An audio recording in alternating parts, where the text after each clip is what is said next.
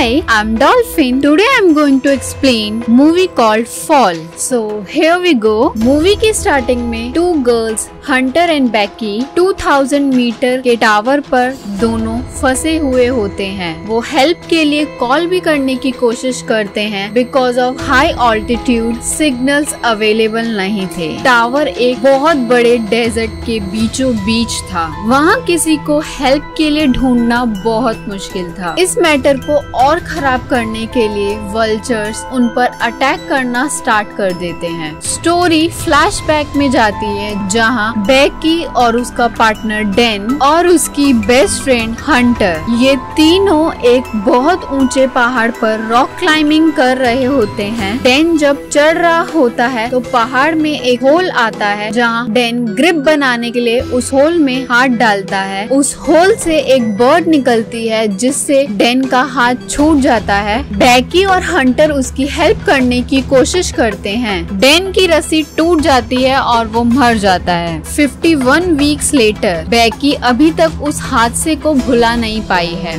Dane की death के बाद वो हमेशा डिप्रेस रहती है और बहुत ड्रिंक करती है। बेकी के पापा जेम्स हमेशा उसके लिए परेशान रहते हैं। जेम्स उसको समझाने की कोशिश करता है कि डेन को भुलाकर उसे अपनी लाइफ में आगे बढ़ना चाहिए। एक दिन वो इतनी सारी मेडिसिन लेने की कोशिश कर रही होती है। अचानक से उसकी बेस्ट फ्रेंड हंटर का कॉल आता है। नेक्स्ट डे हंटर बेकी के घर आती है। वो अपना प्लान बताती है कि वो B67 टीवी टावर पर चढ़ने वाली है और वो बेकी को भी चलने के लिए कहती है। वो चाहती थी कि बेकी भी उसके साथ चले और अपने डर का सामना करे। शुरू में तो वो मना कर देती है। इन नेक्स्ट मॉर्निंग वो हंटर के साथ चलने के लिए हाँ कर देती है। जब वो टावर के पास जा रहे होते हैं बेकी हंटर के फोन में फोटोज देखती है। जब वो फोटोज देख रही होती है तो वो एक लड़के का हाथ नोटिस करती है। वो उसके बारे में पूछती है लेकिन हंटर उसे कुछ नहीं बताती।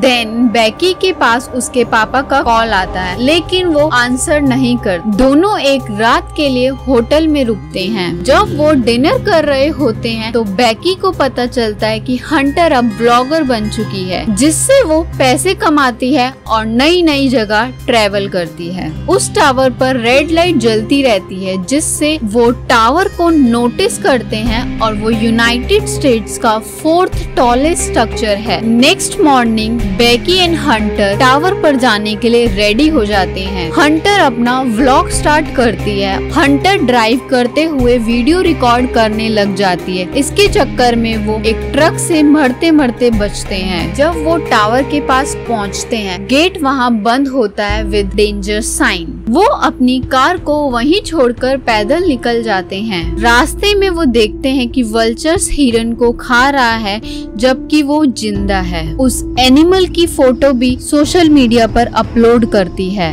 दोनों उस टावर के पास पहुंच जाते हैं। टावर की हाइट देखकर बेकी डर जाती है और उसको अपना पास्ट याद आ जाता है लेकिन हंटर उसे इनकरेज करती है। दोनों टावर पर चढ़ना स्टार्ट कर देते हैं। टावर में 1800 फीट तक सीढ़ियाँ लगी हुई थी। टावर बहुत पुराना था और सीढ़ियाँ हिल रही थी। नट्स बहुत लूज थे। जब बेकी चढ़ रही होती है तो एक मेटल की रॉड उसके हाथ में आ जाती है जिससे वो डर जाती है। वो अपने आप को इनकरेज करती है और दोबारा चढ़ना शुरू कर देती है। जब वो आधे रास्ते पहुंचते हैं वो नोटिस करते हैं कि सिटी बहुत छोटी लग रही है। वो वहाँ थोड़ा ब्रेक लेते हैं और पानी पीते हैं। कुछ देर के बाद वो 1800 फीट की ऊंचाई तक पहुंच जाते हैं। अब उन्हें 200 फीट और चढ़ना था जिसकी सीढ़ियाँ बाहर की साइड थी। बेकी को बहुत डर लग रहा था हाइट से और टूटी फूटी सीढ़ियाँ देखकर। बेकी हंटर को वापस आने के लिए कहती है लेकिन हंटर उसे हिम्मत देते हुए आगे बढ़ने के लिए कहती है। सीढ़ियों पर इन्हें 2 डिस्क एंटीना भी मिलते हैं। हंटर इजीली वहाँ से निकल जाती है। हवा बहुत तेज चल रही होती है इससे बेकी को बहुत डर लग रहा होता है और हंटर उसे देखकर सीढ़ियाँ हिलाने लगी है, जिससे एक नट निकल के नीचे गिर जाता है,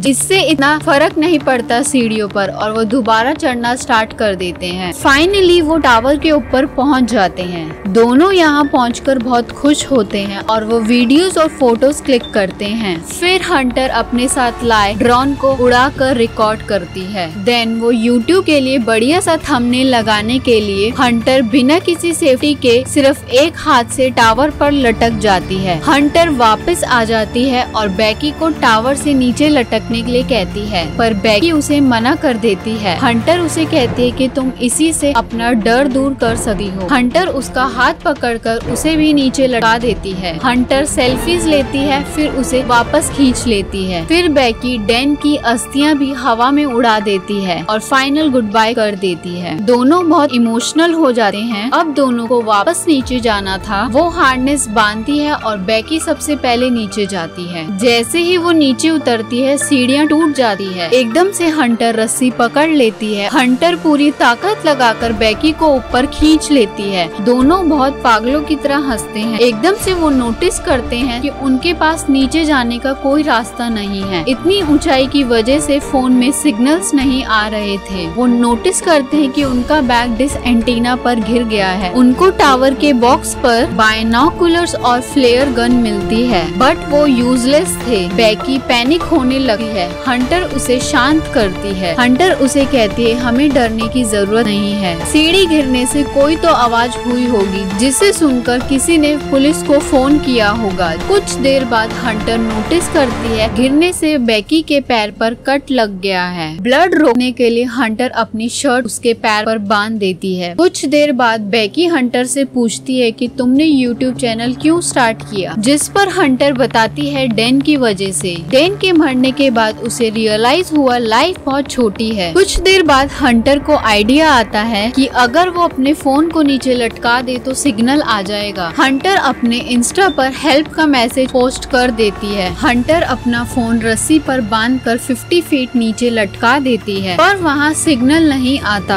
बेकी उसे कहती है कि हंटर अपना फोन जमीन पर फेंक दे, जिससे उसका पोस्ट अपलोड हो जाएगा। हंटर अपना शू निकालकर फोन उसमें डालकर नीचे फेंक देती है। कुछ देर बाद बेकी नोटिस करती है हंटर के पैर पर 143 का टैटू बना हुआ था। इसका मतलब ये है कि डैन 143 का कोड यूज करता था। हंटर को जमीन पर एक आदमी और डॉग दिखाई देता है। वो दोनों चिल्लाने लगी है, पर उनकी आवाज उस आदमी तक नहीं पहुंच पाती और उनका फोन भी टूट चुका था। इसका मतलब ये प्लान भी सक्सेसफुल नहीं होता। बेकी अपने दोनों शूज निकालकर नीचे फेंकती है। अब बेकी फ्लेयर गन चलाने को बोलती है, लेकिन हंटर उसे मना कर देती है क्योंकि दिन में फ्लेयर गन उसे दिखाई नहीं देगी। वो एक और आदमी को नोटिस करते हैं और सोचते हैं कि ये लोग पार्टी करने के लिए आए हैं। वो रात होने का वेट करते हैं। वो आदमी फ्लेयर गन को देख ले। रात होते ही बेकी फ्लेयर गन को चला देती है। वो दोनों आदमी उन्हें देखकर समझ जाते हैं कि टावर पर कोई फंसा हुआ है। वो दोनों हंटर की कार के पास जाते हैं। वो दोनों उनकी हेल्प करने की बजाय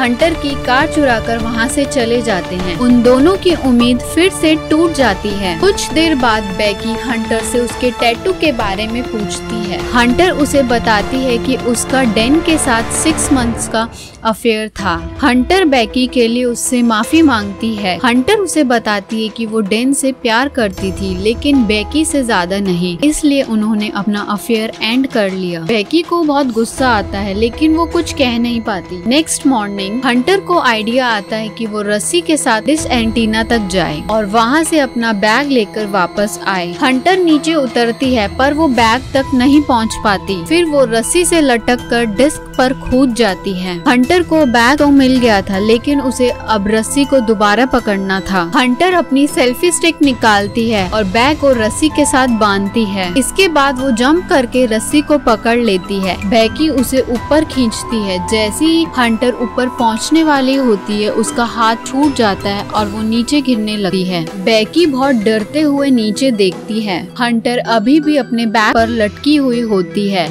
बेकी अपनी पूरी जान लगाकर हंटर को ऊपर खींच खींच लेती है। फिर बेकी पेपर पर हेल्प का नोट लिखकर ड्रोन में फंसा देती है और पास वाले होटल तक पहुंचाने की कोशिश करती है। आधे रास्ते में ड्रोन की बैटरी लो हो जाती है और वो अपना ड्रोन वापस ले आते हैं। वो इस टाइम भी हेल्पलेस हो जाते हैं। बेकी को सपना आता है कि वल्चर्स हंटर को खा रहे हैं। वो एकदम से उठ जाती है। नेक्स्ट मॉर्निंग बेकी को रियलाइज होता है कि वो टावर की लाइट से ड्रोन को चार्ज कर सकते हैं। किसी तरह बेकी उस पोल तक पहुंच जाती है। लाइट में लगे बल्ब को हटाकर उसमें चार्जर डालती है, बट वो लूज था, इसलिए उसको वहीं वेट करना पड़ता है जब तक ड्रोन फुल चार्ज ना हो जाए। कुछ देर बाद वल्चर्स बेकी पर अटैक करना शुरू कर देते हैं। उनकी वजह से बेकी का बैग नीचे गिर जाता है। ड्रोन के फुल चार्ज होते ही बेकी नीचे उतर आती है। बेकी उस ड्रोन को होटल के पास भेजती है। जैसे ही ड्रोन पहुंचने वाला होता है, ट्रक ड्रोन पर टकरा जाता है, जिससे ड्रोन वहीं टूट जाता है। बेकी और हंटर बहुत सैड होते हैं। बेकी देखती है कि उनके पास तूफान आ रहा होता है। वो बहुत ज्यादा थक जाते हैं। उनके पास खाने और पीने के लिए कुछ भी नहीं होता और वो सो भी नहीं सकते क्योंकि वल्चर्स उन पर अटैक कर सकते हैं। बेकी कहती है उसे भी अपना फोन कुशन करके अच्छे से नीचे फेंकना होगा ताकि वो टूटे ना। इसके लिए बेकी हंटर से उसका दूसरा शू मांगती है, लेकिन हंटर साफ मना कर देती है। वो कहती है कि मैं अपना शू नहीं दे सकती क्योंकि मैं नीचे हूँ। एक न्यू ट्विस्ट आता है। असल में जब हंटर नीचे घिरी थी तब वो बैग पर नहीं डिस्क पर जाकर घिरी थी। उसकी वहीं डेथ हो गई थी और वल्चर्स उसकी बॉडी को खा रहे थे और वो अकेले होने के ख्याल से बेकी इतना डर गई थी कि वो इतने टाइम से हंटर को अपने पास महसूस कर रही थी, जबकि असल में हंटर मर चुकी है। बेकी अपने फादर से माफी मांगते हुए वीडियो रिकॉर्ड करती है। वो घर जाना चाहती है। उसके फादर जेम्स उसके लिए परेशान होते हैं। नेक्स्ट मॉर्निंग बेकी टावर पर बेहोश हो जाती है। ये देखकर वल्चर उसे खाने आता है। एकदम से बेकी उठ जाती है और वल्चर का गला पकड़ के उसे वहीं मार देती है। फिर मजबूरी में बेकी वल्चर को ही खा जाती है, जिससे उसको थोड़ी ताकत मिलती है। बेकी हंटर का शू लेने के लिए रस्सी से नीचे उतरती है, फिर डिश एंटीना पर कूद जाती है। बेकी अपने फादर को हेल्प का मैसेज कर देती है। बेकी हंटर का शू निकालकर अपना फोन उसमें डाल देती है, फिर उस शू को हंटर के पेट में डाल देती है। बेकी हंटर की डेड बॉडी को नीचे फेंक देती है। आखिर में बेकी के फादर को मैसेज मिल जाता है। वो जल्दी से पुलिस को लेकर उस टावर के पास पहुंचता है। हंटर की डेड बॉडी को देखकर जेम्स रोने लग जाते हैं। वो सोचते हैं कि वो बेकी की बॉडी है। बेकी को सही सलामत नीचे उतार लिया गया था। वो बेकी को देखकर बहुत खुश होते हैं कि वो अभी भी जिंदा है। Finally father and daughter